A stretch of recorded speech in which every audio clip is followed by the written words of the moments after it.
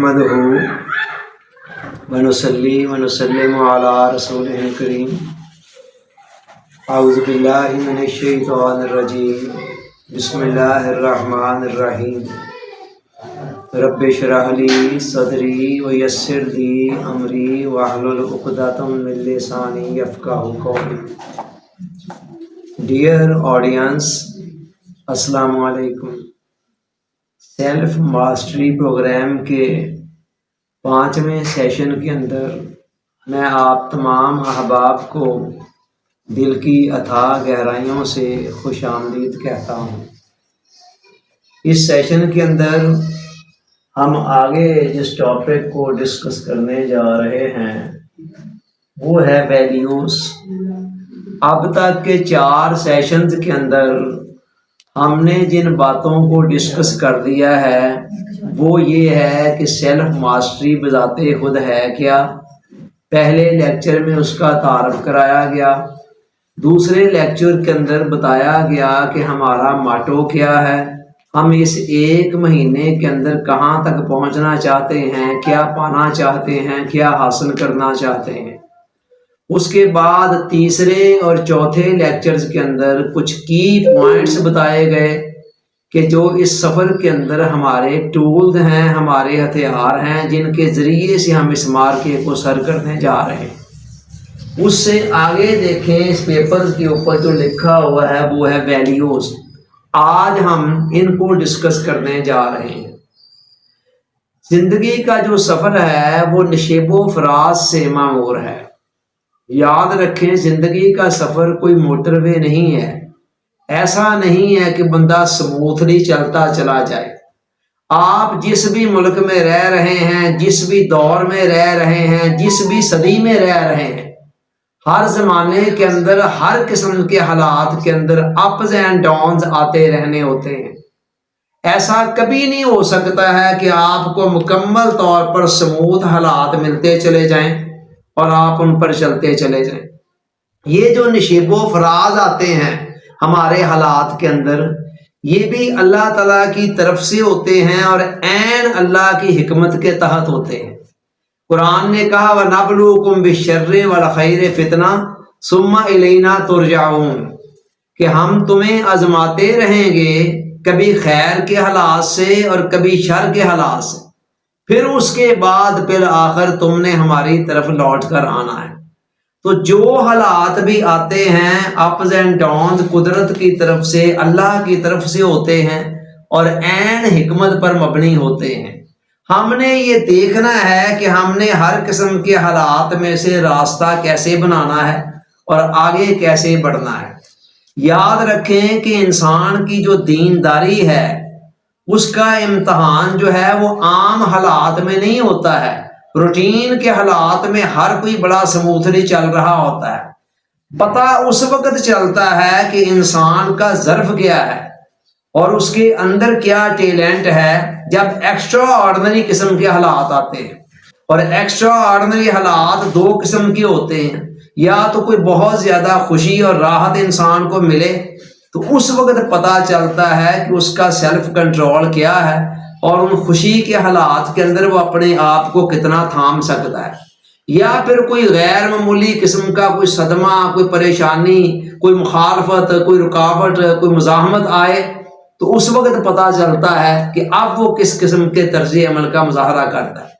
ज़फ़र का एक शेर है कि ज़फ़र आदमी उसको ना जानिएगा गोह कैसा ही साहिब ज़का, जिसे ऐश में यादे खुदा न रही और जिसे तैश में खौफे खुदा न रहा।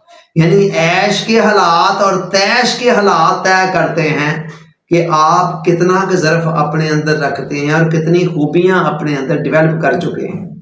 आपने कई मरतबा देखा होगा कि आप स्मूथली चल रहे होते हैं, एक लगी बंदी रूटीन के तहत आप बड़े एक मुनासिब अंदाज के अंदर चल रहे होते हैं और चलते चलते हालात के अंदर कोई ऐसा अप एंड डाउन आता है, कोई नशेबो फराज आता है, कोई मसला पैदा होता है, तो वहाँ पर फिर हमारे लिए एक स्मूथली एक ट्रैक पर चलते रहना मुमकिन नहीं होता।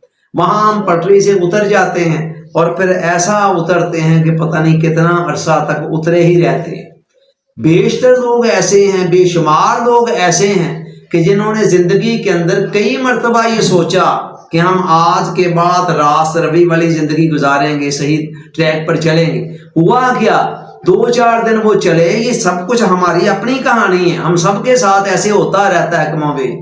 پھر کیا ہوتا ہے کہ انسان 2-4 دن چلا اور 2-4 دن کے بعد کوئی نہ کوئی بیماری، کوئی پریشانی، کوئی ٹینشن، کوئی مسئلہ آیا تو اندر کا سارا نظام درم برم ہو گیا، انسان کی سوچیں بکھر گئیں اور انہی بکھری ہوئی سوچوں کے نتیجے میں وہ ڈی ٹریک ہوا اور جو کچھ اس نے سوچا ہوا تھا جس ٹریک پر چلنے کا، اس پر سے پٹری سے ایسا اترا کہ پھر کافی عرصہ اترا ہی رہا۔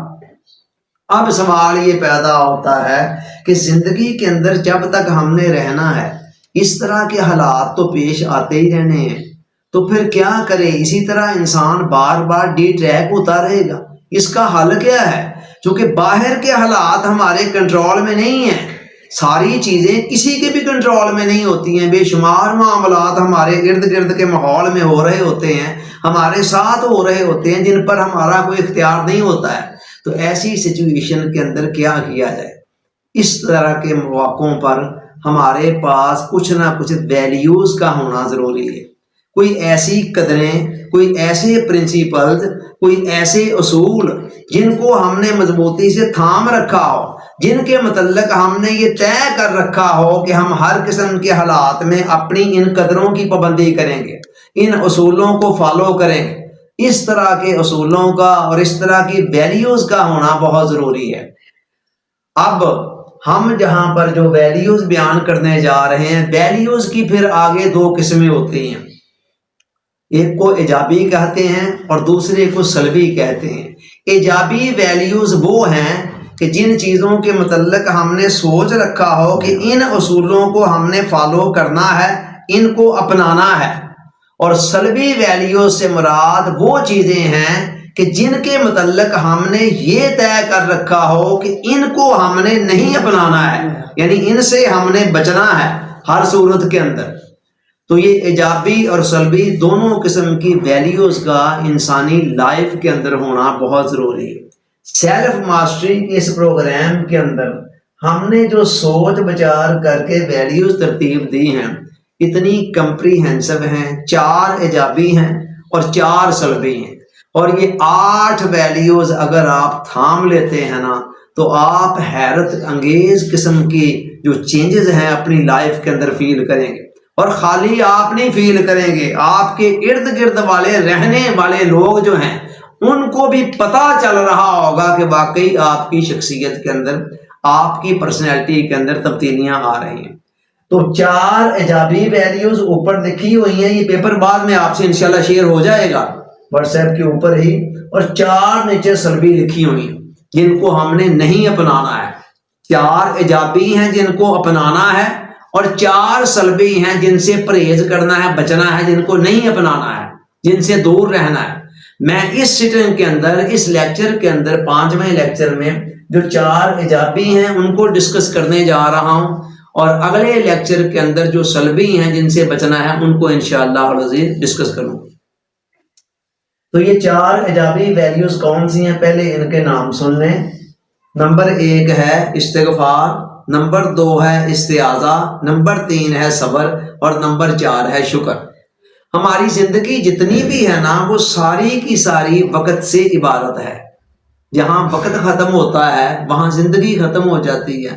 زندگی وقت کا ہی دوسرا نام ہے، اور وقت کو آگے 3 حالتوں کے اندر ڈیوائیڈ کیا گیا ہے، 3 قسموں کے اندر، 3 درجوں کے اندر تقسیم کیا گیا ہے۔ ایک کو ہم ماضی کہتے ہیں، دوسرے کو حال کہتے ہیں، اور تیسرے کو مستقبل کہتے ہیں۔ آپ دیکھیں نا پوری کی پوری زندگی ان 3 زمانوں سے ہی عبارت ہے نا، اس سے ہٹ کر تو کچھ نہیں ہے۔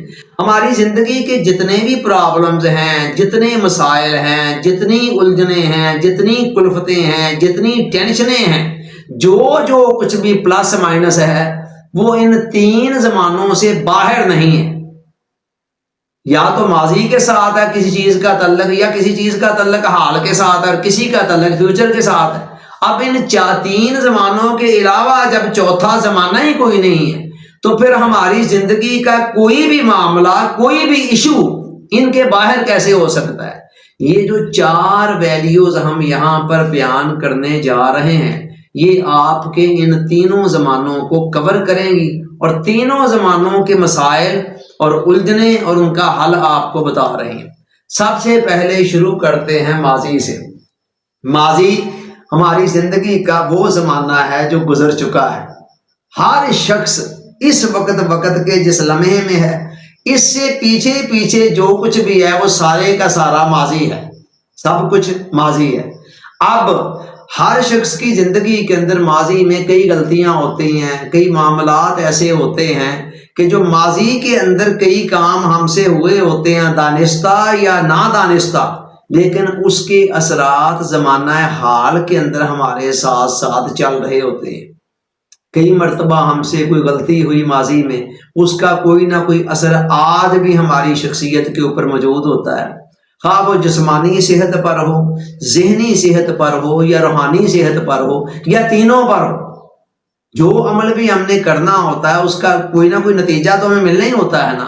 تو ہر شخص کے زندگی کے اندر ماضی کے اندر بے شمار ایسی غلطیاں ہوتی ہیں جن کے متعلق سوچ سوچ کر انسان جلتا ہے، کڑتا ہے، کہتا ہے کاش فلاں وقت میں نے یہ نہ کیا ہوتا اور اس کے نتیجے میں آج یہ نقصان بھی مجھے نہ بھگتنا پڑ رہا ہوتا، کاش میں نے ایسے کر دیا ہوتا اور اس کے نتیجے میں آج مجھے یہ بینیفٹس مل رہے ہوتے، یا میں نے ایسے نہ کیا ہوتا تو اس کے نتیجے میں مجھے یہ نقصان سے میں بچ رہا ہوتا، وغیرہ وغیرہ۔ کوئی بھی شخص خواہ کتنا بھی جینیس مائنڈ کیوں نہیں ہے، یہ بات ذہن میں رکھ لے۔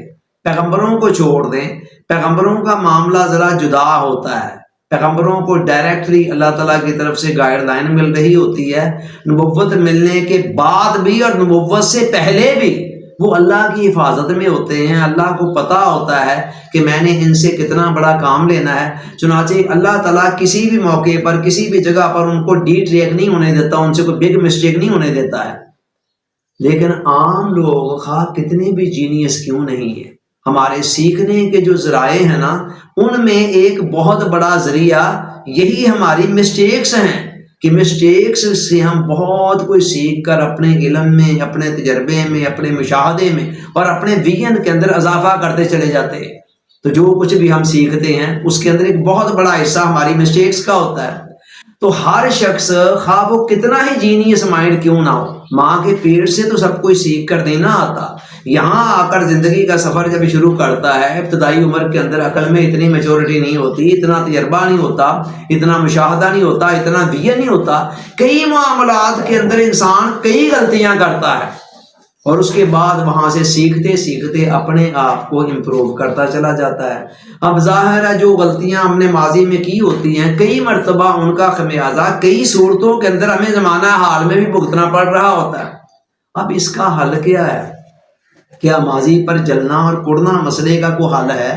یاد رکھیں کوئی بھی شخص اپنے ماضی کے اندر واپس نہیں جا سکتا ہے۔ کوئی جا سکتا ہے ہم میں سے، کوئی جا کر چینج کر سکتا ہے، جتنا بھی بڑا جو بھی نقصان ہو گیا، جتنی بھی غلطیاں اس نے کر لی، اس کے آج جتنے بھی خمیازے، جتنے بھی نقصان بھگتنے پڑ رہے ہیں، کوئی بھی شخص ماضی کے اندر جا کر ماضی کو چینج نہیں کر سکتا۔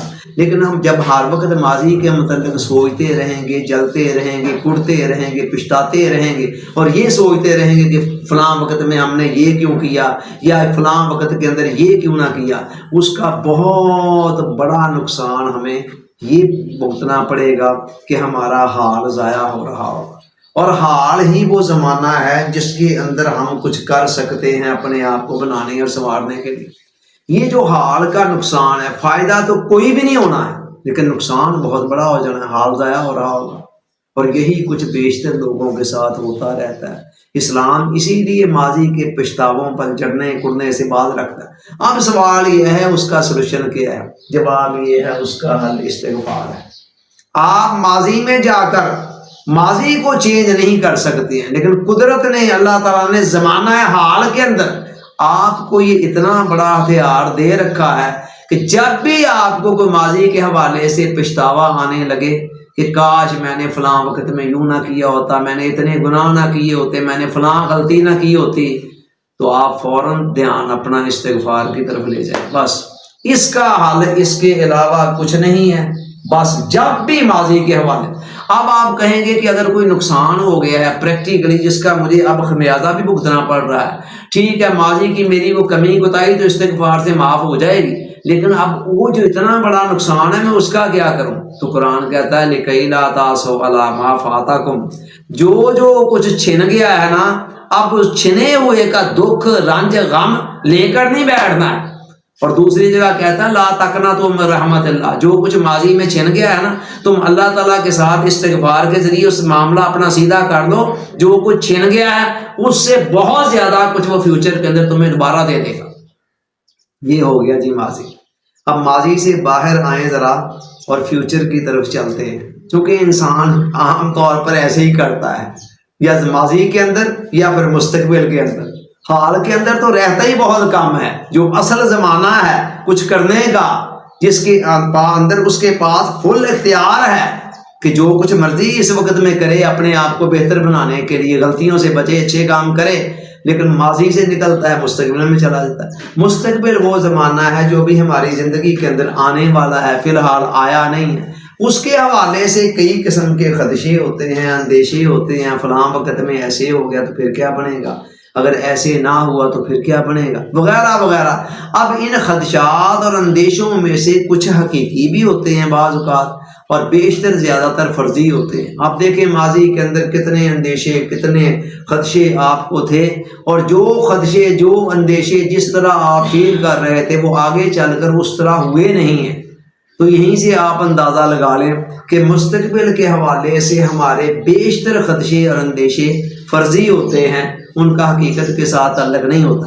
لیکن سارے 100% فرضی بھی نہیں ہوتے ہیں. کئی مرتبہ کوئی جینین خدشہ نظر بھی آ رہا ہوتا ہے، کوئی مسئلہ مسائل آگے چل کر کریٹ ہوتا نظر بھی آ رہا ہوتا. اب سوال یہ ہے کہ فیوچر کے خدشوں اندیشوں کا حل کیا ہے؟ کیونکہ فیوچر کے اندر بھی جائیں گے آپ اس وقت آج ایک گھنٹہ بیٹھ کر سوچتے رہیں کل اگر ایسے ہو گیا تو پھر کیا بنے گا، سال بعد اگر یہ ہو گیا تو پھر کیا بنے گا، اگر 2 سال بعد ایسے نہ ہوا تو پھر کیا بنے گا، وغیرہ وغیرہ. آپ 1 گھنٹہ سوچتے رہے ہیں، 1 گھنٹہ کی سوچ بچار سے آپ اپنا کچھ خون جلا لیں گے، کوئی اور اپنے دل و دماغ کے اندر کوئی ٹینشن، ڈپریشن، انگزائٹی لے آئیں گے، سٹریس لے آئیں گے، لیکن فائدہ کچھ بھی نہیں ہے. وہ 1 گھنٹہ بھی آپ کا ضائع ہو جائے گا، نتیجہ کچھ بھی نہیں نکلنا ہے. کیونکہ جتنا عرصہ آپ سوچتے رہے حال کے اندر، آپ اتنا عرصہ ایک عضو معطل بن کر بیٹھے رہے، آپ کچھ کر نہیں سکے ہیں حال کے زمانے کے اندر. انسانی زندگی کا یہ بہت بڑا المیہ ہے کہ وہ کبھی ماضی میں اور کبھی مستقبل کے اندر اپنا وقت ضائع کرتا رہتا ہے. عام لوگوں کے ساتھ یہی کچھ ہو رہا ہے. حال کے اندر رہنے والے بہت کم ہیں، مگر حال میں رہنے والا ہی صاحب حال ہوتا ہے اور وہی با کمال ہوتا ہے. صوفی برکت علی صاحب رحمۃ اللہ علیہ فرماتے ہیں کہ حال میں رہنے والا صاحب حال ہوتا ہے اور با کمال ہوتا ہے. اور مولانا روم فرماتے ہیں ماضی و مستقبل پردہ خدا است، کہ ماضی بھی خدا سے حجاب ہے اور مستقبل بھی خدا سے حجاب ہے.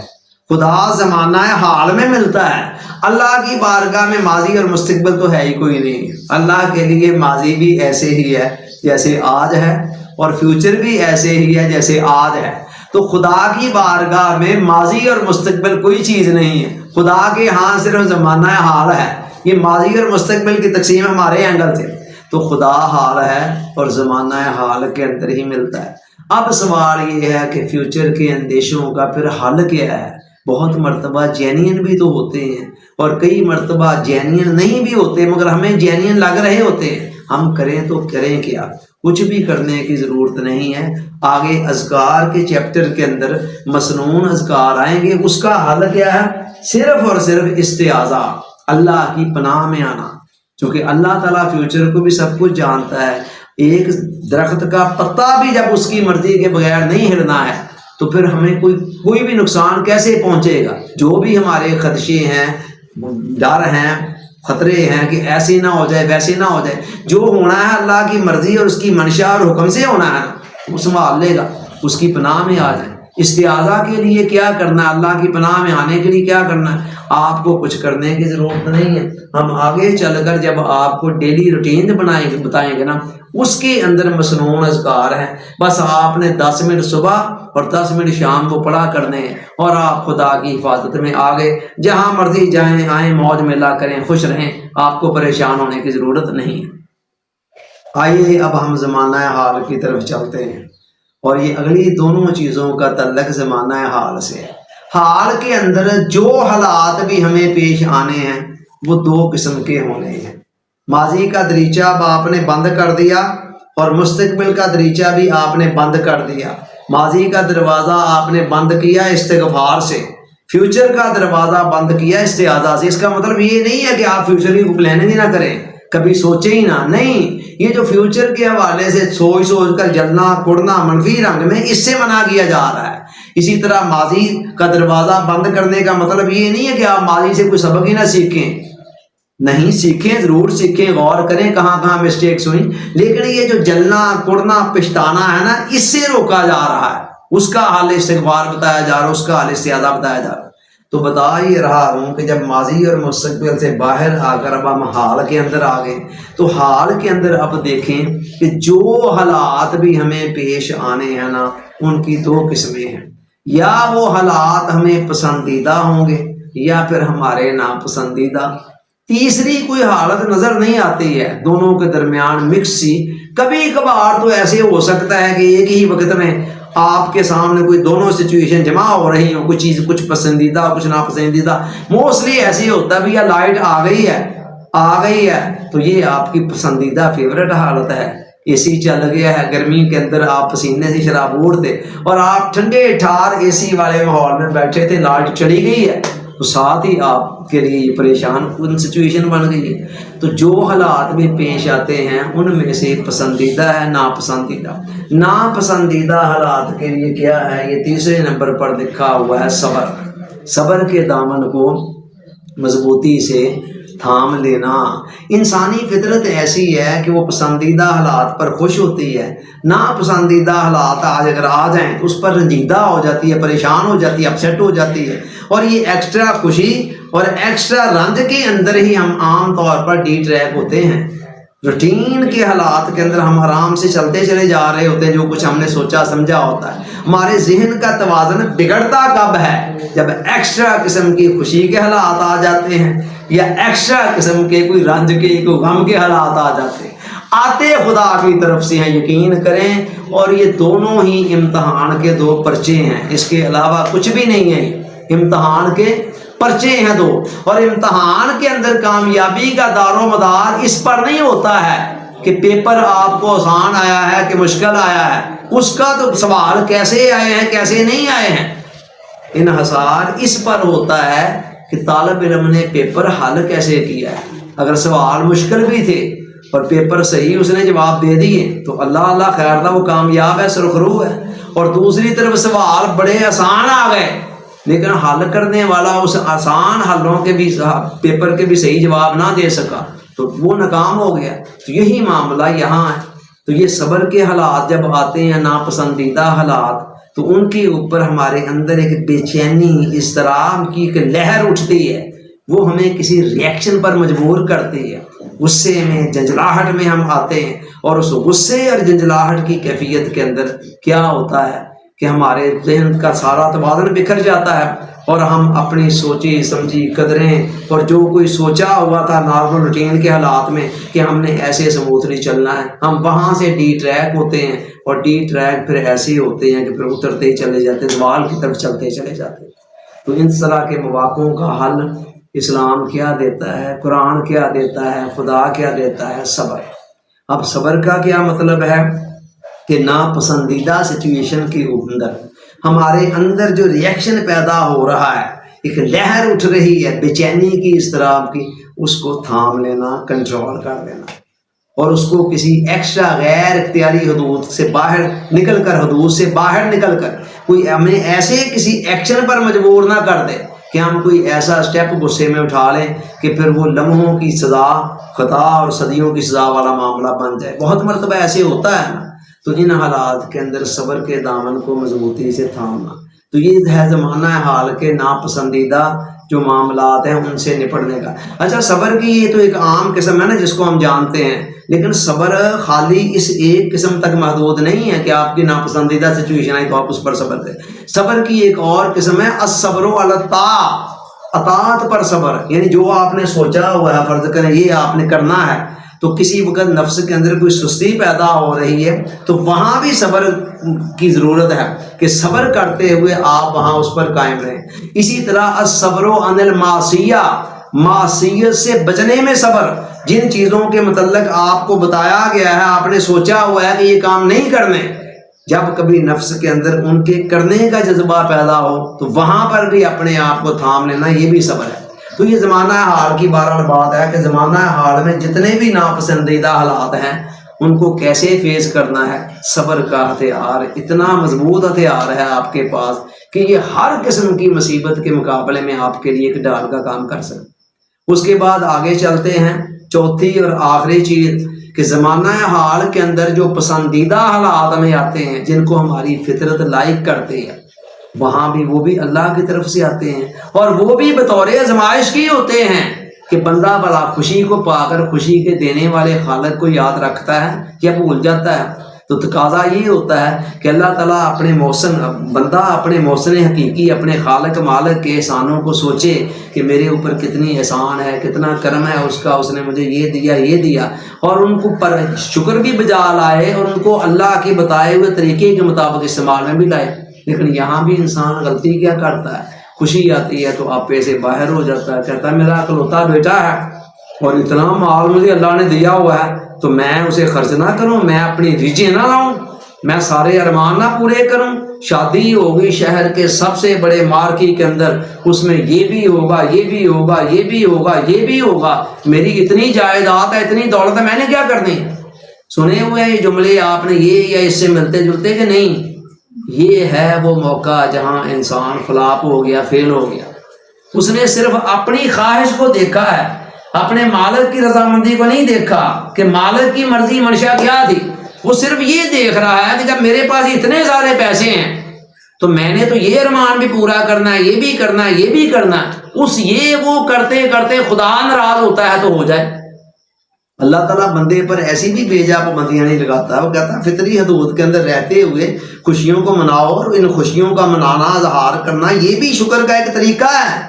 مگر جب بندہ حدودوں کی یوز سے باہر نکلتا ہے تو پھر اللہ کہتا اچھا یہ خوشیاں میں نے تجھے دی تھی نا، یہ بیٹا میں نے دیا تھا نا جس کی شادی پر یہ کر رہا ہے تو مجھے ہی آج اسی کی خوشیوں کا موقع آیا، میں نے ہی اس کو جوان کیا اور میں نے ہی اس کو شادی کی نوبت تک پہنچایا، اور آج وہ موقع آیا ہے تو تو نے مجھے ہی ایک طرف کر دی ہے۔ کر لے شادی، جس شادی کو تو شادی خانہ آبادی سمجھ رہا ہے نا، آخرت میں تو اسے الگ حساب لوں گا، دنیا کے اندر بھی اس رنگ کے اندر بھنگ میں ڈال دوں گا، اور وہ شادی خانہ آبادی جو ہے نا وہ شادی خانہ بربادی بھی بن سکتی ہے۔